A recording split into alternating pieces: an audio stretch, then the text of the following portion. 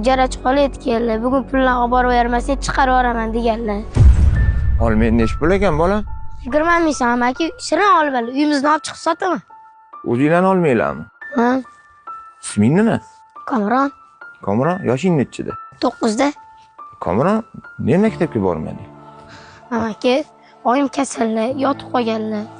Ustiga ijarada turamiz. Ijarachi qo'li yetganlar. Bugun pullarni olib borib bermasak chiqarib yuboraman deganlar. O'shanga olmalarimni hammasini oling amaki. Uyda kim bor kattalarda? Oyim borlar. Shunaqa degan. Qani yurtchi men bilan oilani oldiga. Ber. Oyi, ko'zingizni oching, mehmon keldi. Kim keldi bolam?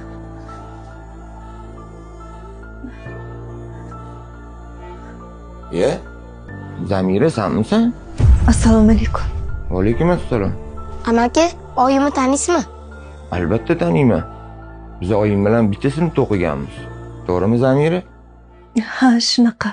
Bu sani o'g'ling ekandi. Qop-katta yigit bo'lib qopti. Ha, shunaqa. Baxtimga omon bo'lsin. Nima bo'ldi senga? Mazang yo'qmi?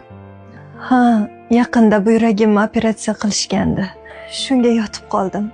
Ijara pulini ham topa olmay qoldim. Hayotingni sindoshlardan eshitganday bo'luvdim. Ota-onam, erim o'tganlaridan keyin yordam beradigan hech kimim qolmadi. Yaxshiyam shu o'g'lim bor ekan. Har kuni ko'chada bir nimalar sotib pul topib keladi. Buni qara. Ramazonda qiladigan ehsonim bor edi. Shuni kimga qilsam ekan deb o'ylab yuruvdim. Bizani 2 xonali qo'shimcha uyimiz bor. Shu bugun o'g'lim bilan o'sha uyga ko'chib o'tasizlar. Yo'q, biz shunchaki vaqtincha yashab tursak bo'ldi. Sen xijolat bo'lma. Biz o'zimiz uchastkada yashaymiz. Bugun kelining bilan ro'zg'or qilib, o'g'lim bilan seni shu uyga ko'chib o'tkazamiz. Xo'sh, nima deding, Kamron? Rahmat amaki.